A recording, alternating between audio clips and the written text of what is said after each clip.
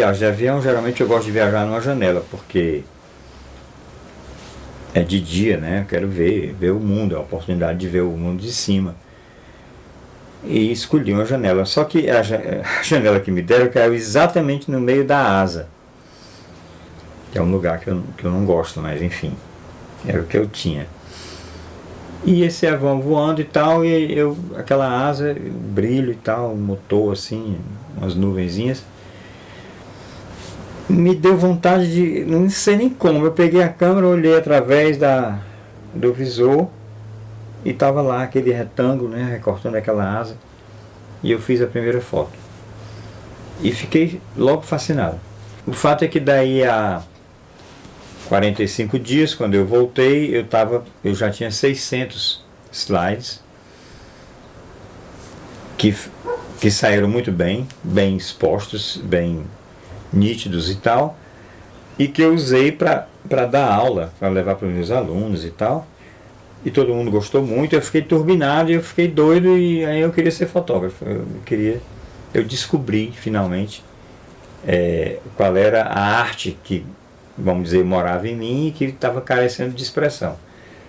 Então encontrei na fotografia a solução para essa ânsia que eu tinha de criar alguma coisa e não sabia o que, e fiquei sabendo que era a fotografia. Eu já tinha 23, 24 anos, 23 anos eu acho.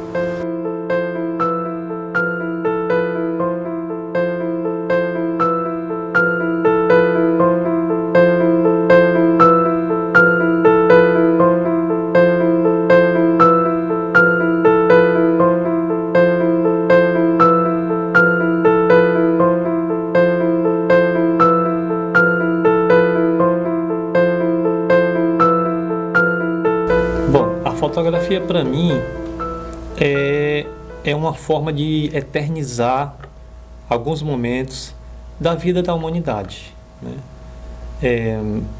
Além do enorme prazer que eu tenho de fotografar, eu poder saber que momentos, acontecimentos e causos da nossa sociedade podem ser retratados e eternizados através de uma imagem. Ter conhecido essa tecnologia me fez, assim, criou dentro de mim exatamente essa relação de estar sempre guardando, acompanhando e construindo o dia a dia da minha vida, né? Fotografia de família, fotografia de viagens, né? Então tudo isso aí foi fazendo com que eu começasse a entender que a fotografia para mim era uma forma de testemunhar a minha própria vida. Eu acho que a fotografia é isso, assim, é uma produção de um tipo de imagem, né? Que a fotografia é um tipo de imagem diferente das outras, que é uma imagem que ela tem essa questão de ter um contato com o mundo, ela tem uma relação com as coisas do mundo, assim. Mas ao mesmo tempo que ela tem uma relação com o mundo, com as coisas, mas ela também permite uma invenção também limitada. Eu acho que a fotografia, essa imagem que ela ao mesmo tempo depende, se relaciona com as outras coisas, né, com as pessoas, com os objetos, com a natureza, mas ela também permite essa invenção. Então eu acho que a fotografia ela também tem um poder muito grande, porque ela é isso, ela ao mesmo tempo que tem uma questão de reprodução da realidade, mas ela também tem uma possibilidade de invenção da realidade. Bom, a fotografia para mim hoje é o meu maior meio de comunicação, né? Eu uso a fotografia para, de certa forma, dizer o que eu penso. Eu acho que a gente fotografa o que a gente o que a gente pensa, né? Como a gente age. Então, eu acho que através dessas imagens eu consigo mais ou menos dizer um pouco de quem eu sou, né? E também como as pessoas se relacionam, né? Como as pessoas se relacionam com o mundo e como esse mundo também se relaciona com as pessoas, né? Olhe, eu prefiro dizer o que eu faço com a fotografia. Eu acho que basicamente a vida ela corre muito rapidamente e você que vai ficando para trás e a coisa é fugidia, você não segura. E a fotografia, ela é o único jeito, quando eu falo fotografia, eu também estou me referindo a cinema. Que a fotografia em movimento, para mim, continua sendo fotografia. O único jeito de você dar um freio, parar um momento, né, da realidade, para você ter acesso a esse momento outra vez, ou para você partilhá-lo com outras pessoas. Então a fotografia para mim significa o poder de frear o tempo, parar. Para aqui, eu quero isso aqui para mim agora. Então você congela aquilo, e eu acho isso encantador, acho isso um poder enorme de uma pessoa viva fazer isso.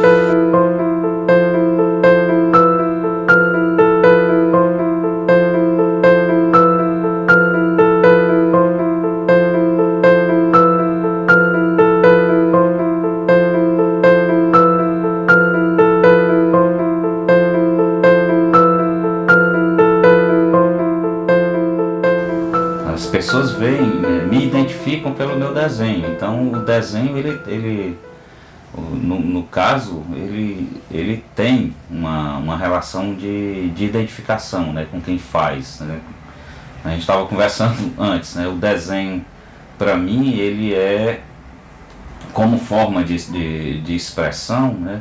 Ele busca transmitir, né, algo que o meu olhar capta. É como, por exemplo, você como fotógrafo deve entender bem isso, né? Quer dizer, a fotografia não é um mero registro, né? Fotografia é uma forma de expressão e de captação de um determinado olhar, né? O meu desenho também é isso. Eu quando estou desenhando a torre daquela igreja ali, da Igreja dos Remédios, no Benfica, eu procuro não somente imitar, registrar, mas a partir do momento, né, que eu faço a partir do meu olhar, essa captação, né, dessa relação, eu estou criando, né, um desenho de criação, não é um desenho meramente de observação e de registro, né. Ali tem uma marca, ali tem uma história, né. Para mim, todos os meus desenhos, eles guardam por trás dos traços, né, da parte mais técnica de registro, guardam uma história, né. E aí que, por exemplo, se eu for fazer um desenho do mesmo objeto várias vezes, são vários desenhos que eu estou fazendo, né? Não é só um registro único, né? A cada vez que eu faço esse registro, eu estou criando ali uma outra forma de expressão, né? Então, para mim, o desenho ele tem essa relação, tem essa marca da unicidade, né? É uma coisa única. A imagem são todos aqueles referentes que a gente visualiza, né?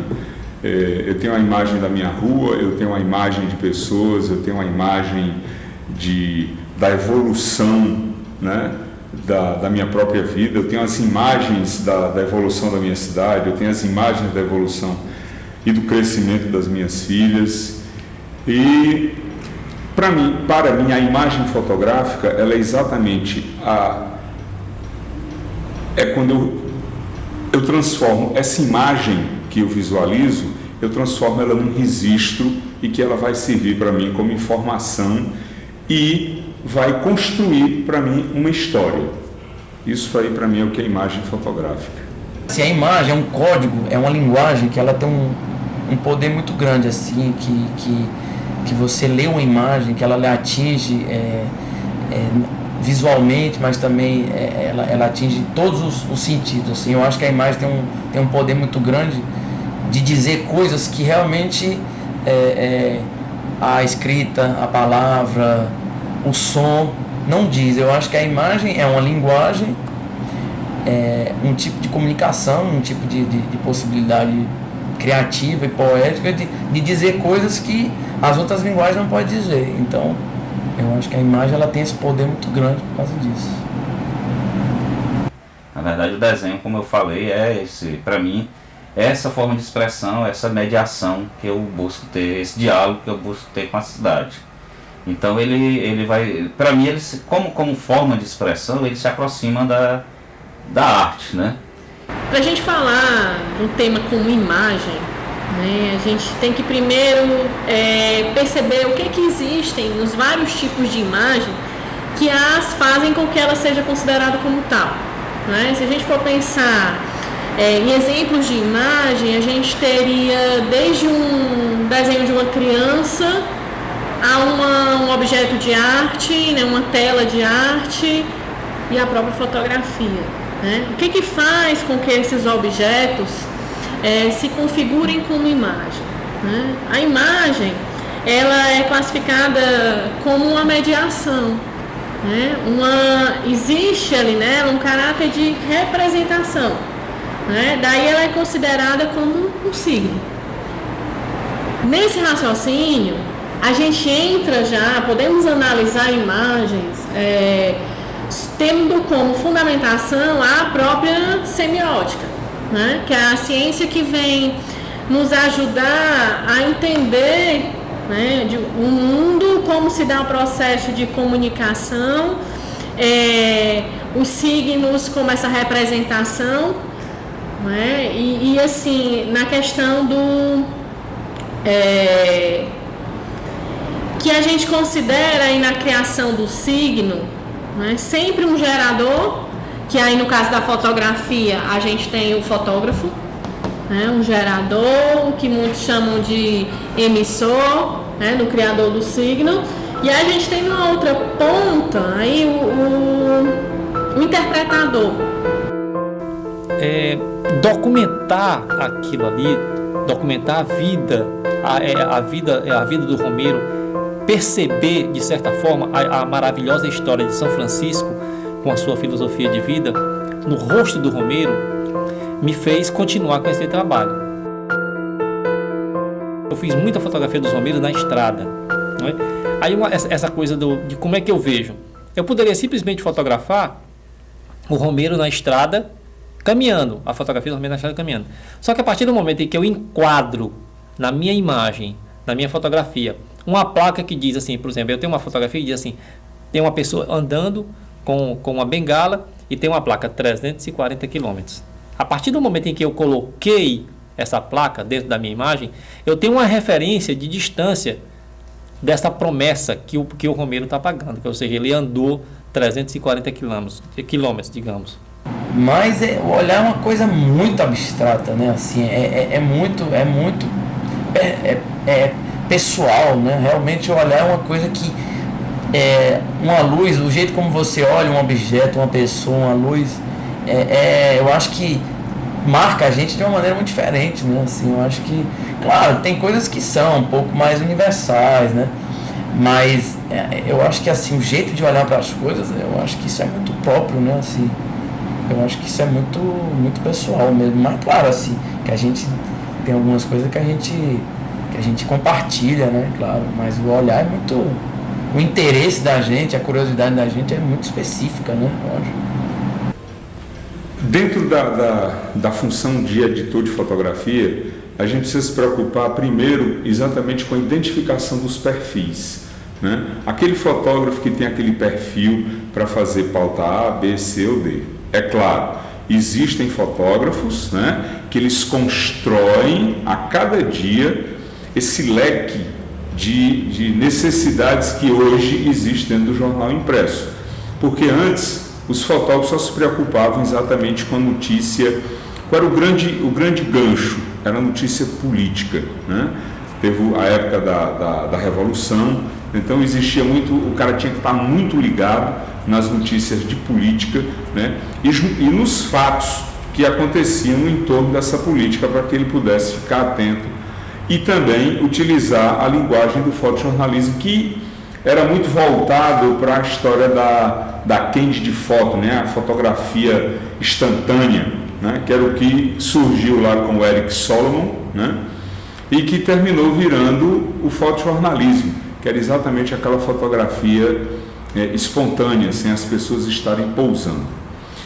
Enfim, hoje os veículos de comunicação, principalmente a mídia impressa, a web, né? Ela exige que o fotógrafo ele trabalhe com um leque de linguagens, que ele trabalhe com a linguagem para fotografia de estilo, retratos, produtos, turismo, o fotojornalismo em si, né? E outras linguagens que são necessárias e exigidas pelo conceito hoje do jornalismo impresso, né? Que alguns estão chamando de fotografia contemporânea e de fotojornalismo contemporâneo. É claro que no universo, digamos aí, num grupo, aliás, de 10 fotógrafos, 8, 10 fotógrafos, você sempre vai ter estilos diferentes, né? Estilo de vida diferente, pessoas de faixa etárias diferentes. Então são pessoas que, apesar de estar fazendo o mesmo ofício, né, elas acabam pensando e agindo diferente, né? E isso se reflete na fotografia. Existem realmente fotógrafos que preferem esportes, outros já preferem um hard news mais pesado, né? Outros já preferem assim fotos mais produzidas. E a gente compreende e respeita um pouco assim, essa maneira de cada um de agir e de pensar. Agora, é claro que no jornal, infelizmente ou felizmente, você tem que estar preparado para tudo, né? E essas escolhas, às vezes, independe da gente, né? Depende muito do momento. Se o sujeito que prefere fotografar esportes está ali no momento em que acontece uma catástrofe, como um incêndio, enfim, ou uma chacina, esse fotógrafo ele tem que estar preparado para fazer aquilo. Mas se naquele momento eu tenho o cara que prefere um hard news, né, que está mais preparado, que busca aquilo, aí, independente da vez, eu vou preferir aquele fotógrafo, né, porque eu sei que ele vai ter, como é que se diz? Eu acho que ele vai se sentir mais à vontade, né, e vai produzir mais e melhor, né?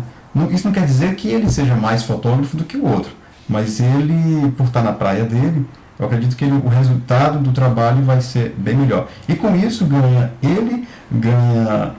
o editor, né, e ganha também o leitor. Então, assim,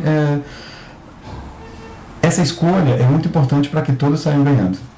Retomando a Freud, né, uma primeira circunscrição do tema percepção a partir de Freud, então ele entende a percepção como a via pela qual o homem se conecta com o mundo à sua volta. Então a gente poderia tomar empréstimo a ideia de uma lente que nos põe em contato com o mundo ao nosso redor. Então o conjunto dos sentidos teria por primeira meta, que por ele se efetiva, nos conectar com o mundo à nossa volta. Então, a realidade, a percepção da realidade depende da pessoa, depende do cérebro que está olhando. O olho pode ser o mesmo, mas o que está por trás do olho, que é a mente, vai ser diferente de uma pessoa para outra. Então existe um filósofo no Chile, Humberto Maturana, ele diz uma coisa que eu acho muito interessante, bem simples. Ele diz assim: não vemos as coisas como são, vemos as coisas como somos. Então isso significa que o que vai me chamar a atenção, se eu, por exemplo, eu imagino um experimento em que eu entregue 2 câmeras idênticas a 2 pessoas e peça para essas pessoas saírem daqui da minha casa até a praia, caminhando e fotografando. No fim, pode até coincidir uma fotografia com outra. As 2 pessoas fazerem aqui e ali uma fotografia semelhante. Mas o que chama atenção para uma vai ser diferente do que chama atenção para outra. Para uma vai passar batido as árvores, por exemplo. E a outra vai se interessar justamente pela vegetação que vai vendo ao longo do caminho. Outra pode se interessar só pelas casas ou pelas pessoas. Então existe o mundo real, mas a percepção que eu tenho que eu faço dessa realidade vai depender da minha educação, da minha formação, da minha história de vida. Então, eu acho fascinante isso, de que o que chama atenção para mim não é o que chama atenção para o outro. Trazendo novamente a questão da fotografia ela tem esse caráter inconsciente, né? Tem um caráter consciente, tem uma representação cultural, ela é uma representação, tem uma bagagem cultural aí, tem o olhar do fotógrafo, né? Você pode pedir para 2 fotógrafos fotografarem um fato jornalístico, vão sair imagens diferentes.